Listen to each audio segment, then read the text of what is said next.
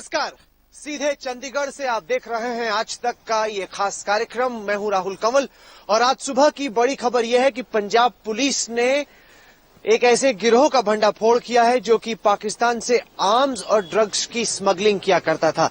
तहकीकात में यह बात सामने आई है कि इस गिरोह के तार बॉर्डर सिक्योरिटी फोर्स के अधिकारियों से जुड़े हुए थे जो कैश लेकर आर्म्स और ड्रग्स की स्मगलिंग में मदद किया करते थे। ऐसे एक कांस्टेबल का अरेस्ट हो चुका है और पंजाब पुलिस इस वक्त और बीएसएफ कांस्टेबल्स की तलाश में है।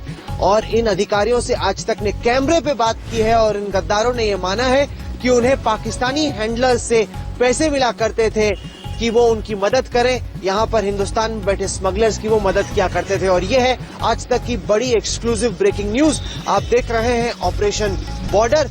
इस वक्त हमारे साथ शशिकांत जी हैं, पूर्व डायरेक्टर जनरल पुलिस हैं पंजाब के, और पीके मिश्रा जो कि पूर्व एडिशनल डायरेक्टर जनरल है पुलिस के बीएसएफ के, दोनों मौजूद हैं हमारे साथ। स्वागत है आप दोनों का।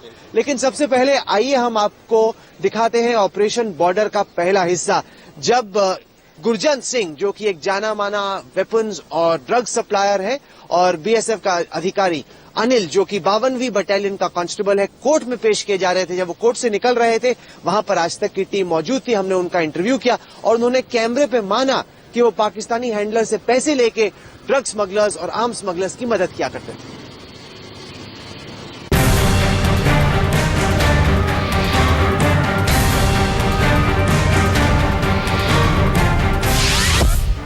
बीएसएफ जवान के जरिए देश की सुरक्षा में सेंध, सामने आई नार्को टेररिज्म की चौंकाने वाली हकीकत।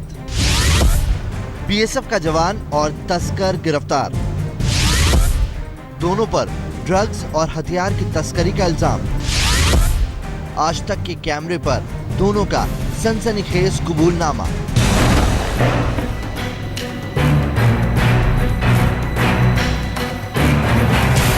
पठानकोट एयरबेस पर हुए आतंकवादी हमले के बाद एक तरफ जहां पूरे देश की तमाम सुरक्षा एजेंसियां हाई अलर्ट पर हैं, घर के भेदिए को ढूंढ निकालने की कवायद तेज हो गई है, वहीं पंजाब पुलिस के हाथ लगा है बीएसएफ का एक ऐसा जवान और एक तस्कर जो सरहद पार बैठे आतंक के आकाओं के इशारे पर लंबे वक्त से मुल्क की हिफाजत से सौदा कर रहे थे।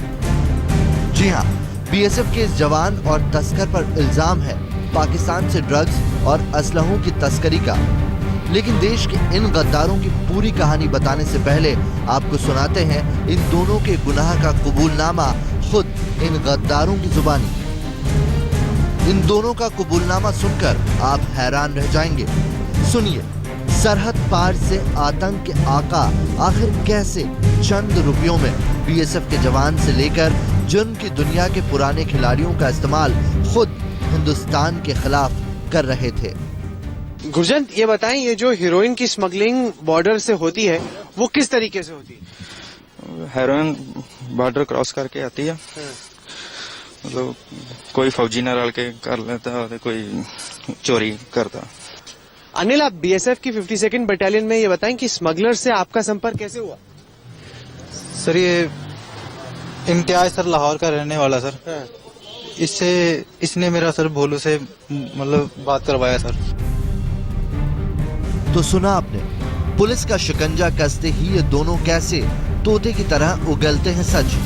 लेकिन जब तक कानून के लंबे हाथ इन तक नहीं पहुंचे थे तब तक इन्होंने ड्रग्स और हथियारों की तस्करी के लिए हिंदुस्तान को कितना नुकसान पहुंचाया, इसका ठीक ठीक हिसाब अभी किसी के पास नहीं। तो ये बताएं कि कितनी बार आपकी इम्तियाज से बातचीत होती थी? सर 1-2 बार ही हुई सर, उससे ज्यादा बात हुई नहीं मेरी सर उससे। बाद में सर भोलू से बात हो गई तो बस हो गया सर।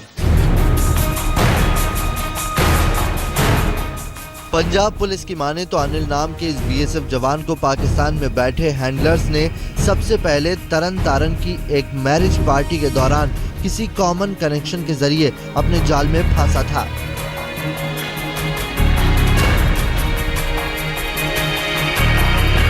इस केस में ये बीएसएफ का जो जवान हमने पकड़ा है, ये एक मैरिज में किसी लोगों से इंट्रोड्यूस हुआ तो पाकिस्तान बेस्ड जो एक स्मगलर है इम्तियाज करके, उन्होंने इससे कांटेक्ट पैदा किया और लोकल जो अपने कांटेक्ट इंडिया वाले इनसे इंट्रोड्यूस करा के और इनको पैसे की ल्योरमेंट देके इनके बैंक अकाउंट्स वगैरह में पैसे डाले, इनको ये इस तरह के चक्कर में डालने के लिए उन्होंने मतलब इसको काफी लालच दिया। घर के भेदियों के जरिए सरहद पार से ड्रग्स और हथियारों की तस्करी के इस मामले में अब तक 3 तस्कर और 1 बीएसएफ जवान की गिरफ्तारी हो चुकी है और इन गिरफ्तारियों और उनसे बरामद असलहे और दूसरी चीजों से ये बात साफ हो चुकी है कि तमाम सुरक्षा एजेंसियों की नाक के नीचे ये खतरनाक खेल कम से कम 2009 से चल रहा था। राहुल कंवल, मोहाली, आज तक।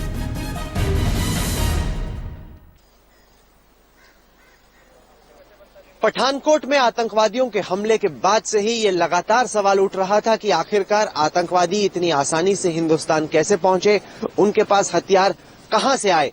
लेकिन ड्रग टेररिज्म पर आज तक के इस भंडाफोड़ से बहुत साफ हो जाता है कि इन्हें यहीं पर सुरक्षा एजेंसियों में मौजूद जवान अफसर मदद क्या करते हैं, जिससे इनका हिंदुस्तान में आना काफी आसान हो जाता है। इस वक्त हमारे साथ पीके मिश्रा हैं, पूर्व एडिशनल डायरेक्टर जनरल हैं बीएसएफ के। शशिकांत जी हैं, ड्रग टेररिज्म पर लंबा इन्होंने काम किया है, कई सालों से लगातार इससे जूझते रहे हैं पंजाब में। स्वागत है आप दोनों का। मिश्रा जी, जिन लोगों की जिम्मेदारी है कि वो हमारी सरहदों की हिफाजत करें, अगर वही घर के भेदिए बन जाएं तो बहुत नुकसान होता है। क्या कहेंगे, बीएसएफ का जवान कैमरे पे ये कबूल कर रहा है कि इम्तियाज नाम का ड्रग्स डीलर उसे लाहौर से पैसे भेजा करता था, पाकिस्तानी सिम कार्ड पर उससे चर्चा होती थी और उसे ये मैंडेट दिया गया कि आर्म स्मगलर्स, वेपन स्मगलर्स की मदद करनी। उस बात में मैं इतना बताना चाहता हूं कि वो अधिकारी नहीं है, वो एक कांस्टेबल है जिसका नाम आप बता रहे हैं। लेकिन अगर बीएसएफ का देखा जाए, मैं बिल्कुल दावा करके बोलता हूं कि बीएसएफ अधिकारी तो जो अभी राममोहन जी बताए थे वो तक 23 साल पहले का था। अरिदामनजीत सिंह जो एक अधिकारी उसमें संपृक्त थे, उनको नौकरी से निकाल दिया गया और वो जेल में है। इसके बाद यही मामला एक ही मामला आया। मैं ये बताता चाहता हूं कि गुरदासपुर बॉर्डर में जो ड्रग्स आता है ये बीएसएफ को पूरा पता है और बीएसएफ जो है इतनी अच्छा फोर्स है। मैं बताता हूं, इनका जो है 2013 में 321 केजी हीरोइन उन्होंने पकड़े हैं, तो 2014 में 361 केजी पकड़े हैं और 2015 में 344 केजी हीरोइन पकड़े हैं। और जो टोटल एनसीआरबी का जितना हीरोइन जब्त हुआ है इंडिया में, उससे ज्यादा बीएसएफ का जो गुरदासपुर में सीजर हुआ है उसमें दिखाई जाता है। और एक चीज मैं बताना चाहता हूं, फोर्स बहुत बड़ा है, ऐसा नहीं है जैसे आप बताएंगे। अब्दुल रशीद हमारा जो हवलदार इंटेलिजेंस और रजौरी में पकड़ा गया था, इस टाइप के 1-2 इंसिडेंट कहीं भी होता है, हम मानते हैं, लेकिन इसका बात नहीं कि पूरा फोर्स इंडिया के खिलाफ में है। बिल्कुल मैं इसमें मानने को तैयार नहीं हूं। लाजमी तौर पे मैं ये साफ कर दूं कि हमारा भी नहीं, हमारा भी यहाँ कहीं भी ये कहने का या जताने का इरादा नहीं कि पूरी फोर्स भ्रष्ट है, ऐसा कतई नहीं है। लेकिन एक बहुत बड़ा सवाल ये भी है जो कि हमारी खुद की खोजी पत्रकारिता से, हमारी खुद की पड़ताल से साफ होता है कि अगर जो सेना के जवान मौजूद हैं, जो बीएसएफ के जवान सरहद पर मौजूद हैं, अगर वो इन आर्म स्मगलर्स की, ड्रग स्मगलर्स की मदद ना करें तो ये हिंदुस्तान में इतनी आसानी से नहीं आ सकते। आप सही कह रहे हैं कि कुछ केजी हीरोइन जरूर पकड़ा गया है, लेकिन उससे बहुत ज्यादा हिंदुस्तान में आता भी है। आपकी मैंने बात सुनी, अब मैं शशिकांत जी को जोड़ना चाहता हूं। बीएसएफ के पूर्व अधिकारी कह रहे हैं कि ये इक्का दुक्का केस है, कुछ कश्मीर में पकड़े गए, कुछ यहाँ पंजाब की सरहद पर पकड़े गए। ये नहीं कह सकते कि बीएसएफ के अधिकारी लार्ज स्केल पर इस तरह का कुछ कर रहे हैं। ये इक्का दुक्का अधिकारी, आपको लगता है कि इक्का दुक्का है या आपको लगता है कि सेंध और गहरी है? ये बात मैं मिश्रा जी की मानता हूं कि पूरी फोर्स भ्रष्ट नहीं है। बीएसएफ हमारी राष्ट्रीय फोर्स है, पैरामिलिट्री फोर्स है, इनका जो काम रहा है बहुत अच्छा रहा है। पर इसमें भी संदेह नहीं है कि इक्का दुक्का नहीं, काफी लोग ऐसे हैं, चाहे हमारे इस बॉर्डर पे ले लीजिए, चाहे आप इंफॉर्मेशन ले लीजिए अपना बांग्लादेश बॉर्डर पे, जो कि ड्रग टेररिज्म या दूसरे प्रकार का टेररिस्ट एक्टिविटीज या एंटी नेशनल एक्टिविटीज में इन्वॉल्व हैं। आपको ये बताना चाहूंगा कि जब मैं डीजीपी प्रिजन्स था, उस समय कुछ बीएसएफ के उच्च अधिकारी, आई थिंक कमांडेंट रैंक के थे, वो पटियाला जेल में भी बंद थे। तो हाँ, मैं फोर्स पे कोई आक्षेप नहीं ले रहा हूं, फोर्स बहुत ही अच्छी है, बहुत ही राष्ट्रीय भावना से ओतप्रोत है। बट हाँ, काफी लोग, जैसा कि हर सिक्योरिटी फोर्स में होता है, मैं बीएसएफ की बात करूं, मैं पंजाब पुलिस की बात करूंगा, दूसरी एजेंसीज की बात करूंगा, इस प्रकार के व्यक्ति तो हर जगह हैं। आइए एक नजर डालते हैं हमारी दूसरी रिपोर्ट पर, जो दिखाती है कि असल में इन आर्म्स और ड्रग स्मगलर्स का मॉडस ऑपरेंडाई कैसे था। अगर ये लोग लाहौर में बैठे हैं तो इन्हें कैसे मालूम चलता था कि बीएसएफ का अधिकारी कहां पर मौजूद है, उन्हें रात में ड्रग्स और हथियार दरअसल भेजने कहां से, कैसे इनका आपस में संपर्क होता था, कैसे ये पूरा जाल चलता था, इस पर देखिए हमारी ये रिपोर्ट।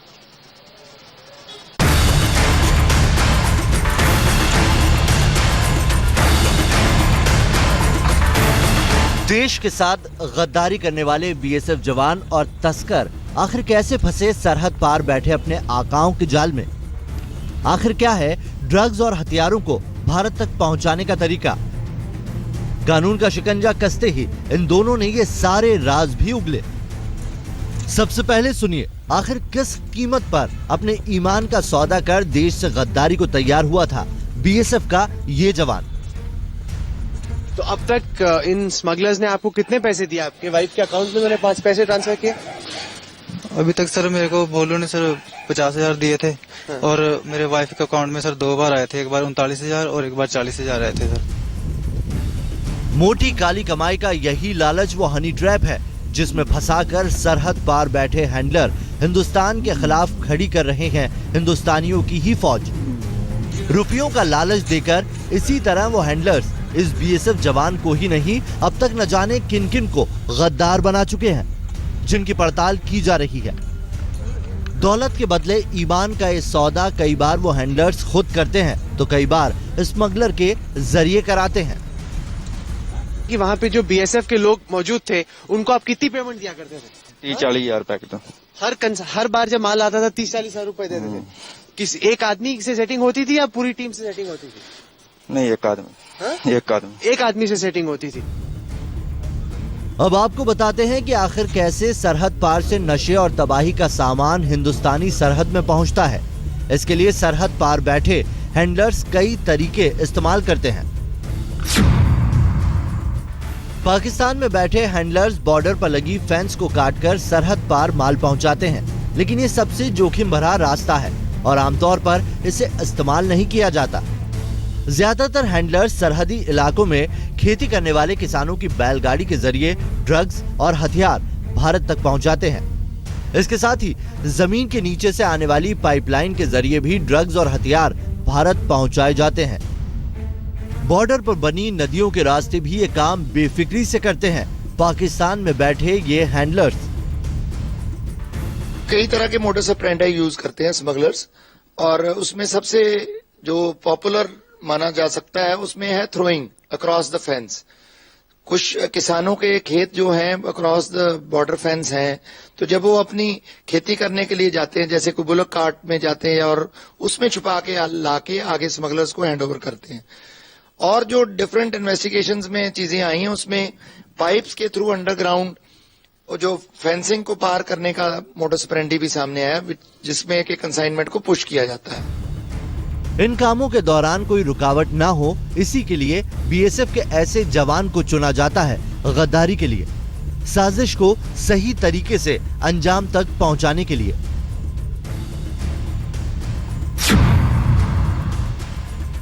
पाकिस्तानी हैंडलर्स ने बीएसएफ जवान को पाकिस्तान के 2 मोबाइल सिम दे रखे थे। एक सिम से वो हैंडलर से बात करता था और दूसरे सिम से स्मगलर से। ड्रग्स और हथियार की खेप भेजने से पहले हैंडलर्स बीएसएफ जवान से उसकी लोकेशन पता करते थे, फिर उसी लोकेशन वाली पाकिस्तानी पोस्ट से सामान भेजा जाता था। इस दौरान पाक रेंजर्स वैसे भी ज्यादा सख्ती नहीं करते। सरहद पर अपने मोहरों की लोकेशन के लिए हैंडलर व्हाट्सएप और गूगल मैप का भी सहारा लेते हैं। के हैंडलर्स फोन करके पूछते थे कि आपको आपके सामने कौन सा पाकिस्तानी पोस्ट दिखता है, तो जहां पे ये बीएसएफ का जवान तैनात होता था बताता था कि मुझे इस वक्त फर्ज कीजिए आसिफ इकबाल पोस्ट पाकिस्तान का सामने नजर आता है, क्योंकि पोस्ट पर नाम लिखा होता है। उससे बीएसएफ उससे पाकिस्तानी हैंडलर्स को पता चल जाता था कि रात में ये जवान कहां पर तैनात है, और उसी से पूरी प्लानिंग होती थी कि उसी जगह से रात को हथियारों का और ड्रग्स का जो जखीरा है उसको हिंदुस्तान भेजा जाए, क्योंकि उनको मालूम था कि वहां पर उनका आदमी तैनात है। इसके बाद भारतीय इलाके में मौजूद स्मगलर माल को ठिकाने लगा देते थे। तो आपको कैसे पता चलता है कि किस जगह पे हीरोइन की कंसाइनमेंट आने वाली है? सारा फोन संपर्क होता है पाकिस्तान। पुलिस ने साल 2013 में गुरजन को ड्रग तस्करी के इल्जाम में पहले भी गिरफ्तार किया था, लेकिन वो पुलिस की हिरासत से भाग निकला और अपनी पहचान बदलकर दलजीत सिंह के नाम से फिर से उसी धंधे में लग गया। अब एक बार फिर दलजीत उर्फ गुरजन कानून के शिकंजे में आया तो खुला बीएसएफ में छिपे इस गद्दार का राज। अनिल कुमार के साथ राहुल कमल, मोहाली, आज तक। आप देख रहे हैं चंडीगढ़ से आज तक का ये खास प्रसारण। आपको मैं सीधे लिए चल रहा हूं पठानकोट, जहां पर इस वक्त मौजूद है मेरे सहयोगी सत्येंद्र चौहान। सत्येंद्र, क्या वायुसेना के हवाई अड्डे पर आज प्रधानमंत्री नरेंद्र मोदी आने वाले हैं? क्या तैयारियां हैं वहां पर? देखिए, प्रधानमंत्री जो है एयरबेस का जो स्टेशन है उसके अंदर ही आएंगे और उसके अंदर से ही वहां से वापस चले जाएंगे। और सुरक्षा व्यवस्था की बात करें, चूंकि यहां पर अभी अभी आतंकी हमला हुआ था, तो जाहिर सी बात है पहले से ही सुरक्षा व्यवस्था बिल्कुल चाक चौबंद है। लेकिन प्रधानमंत्री के आने का मकसद यह है कि एक तरफ जहां पाकिस्तान से वार्ता चल रही है, दूसरी तरफ ये ऑपरेशन एक ऐसा ऑपरेशन था जो शायद बहुत ही लंबा चला है, अब तक के इतिहास का सबसे लंबा ऑपरेशन था। और परसों ही इस ऑपरेशन को क्लीन चिट मिली है कि ये ऑपरेशन खत्म हो चुका है। लेकिन अभी भी जहां पर ये ऑपरेशन हुआ था वहां वो पूरे जो इमारतें हैं, वो जगह हैं, किस तरीके से आतंकी घुसे थे, कहां उनका पहला कांटेक्ट एस्टेब्लिश हुआ था, कहां वो दूसरी बार हमला किया, कहां गरुड़ के जवानों से उनकी जो है काउंटर हुआ, ये सारी जो जगह हैं वो हमने भी खुद देखी हैं। वाकई में जो है दिल दहला देने वाला मंजर था। और प्रधानमंत्री के दौरे का मकसद भी शायद यही है कि वो जवानों को एक संदेश देना चाहते हैं कि वो उनके साथ खड़े हुए हैं और उन जवानों से जिन्होंने इस पूरे मोर्चे पे जो है आतंकियों का मुकाबला किया, हो सकता है कि प्रधानमंत्री उनसे भी मिले। कहीं न कहीं जवानों की हौसला अफजाई की कोशिश और साथ ही साथ ये जताने की कि हिंदुस्तान की सेना, हिंदुस्तान की एयरफोर्स मुस्तैद है और सुरक्षा में किसी तरह की कोताही नहीं होगी। आप देख रहे हैं ऑपरेशन बॉर्डर। पंजाब पुलिस के पूर्व डीजीपी शशिकांत हमारे साथ हैं। आपके हिसाब से इस समस्या का समाधान क्या है? किस तरीके से हम इंश्योर करें कि हमारी एजेंसी के लोग दुश्मनों की मदद न करें? सबसे बड़ा समाधान है कि we have to cut the जो ड्रग सप्लाई, आर्म सप्लाई है, जिसके लिए एक मल्टी एजेंसी चाहिए with coordination of all the forces. क्योंकि एक फोर्स में हो सकता है, हर फोर्स में ऐसी समस्या है जहां पर ब्लैक शीप हैं, तो कोऑर्डिनेशन एंड क्रॉसिंग चेक्स होना चाहिए, नंबर 1। नंबर 2, अगर ड्रग्स की बात करते हैं तो इनका रिसेटलमेंट की जरूरत है। उसके बाद इनका रिसेटलमेंट होना चाहिए, इनका डी एडिक्शन होना चाहिए, एजुकेशन पॉलिसीज जो है उसको अमेंड करना चाहिए, स्पोर्ट्स एक्टिविटीज करना चाहिए। ये 3-4 इश्यूज हैं जिनके बारे में हमारा Punjab and Haryana high court is also worried and they are taking action on it. एक छोटा सा ब्रेक हम लेते हैं, क्योंकि इस किस्से में हुआ ये भी कि गुरजन पकड़ा तो गया, उसकी कन्विक्शन भी हुई, उसके खिलाफ सजा भी हुई, लेकिन वो भाग गया पुलिस कस्टडी से। आखिरकार ऐसा कैसे होता है, हम आपको दिखाएंगे बीएसएफ जवान का पूरा इंटरव्यू एक छोटे से ब्रेक के बाद। आप देखते रहिए ऑपरेशन बॉर्डर।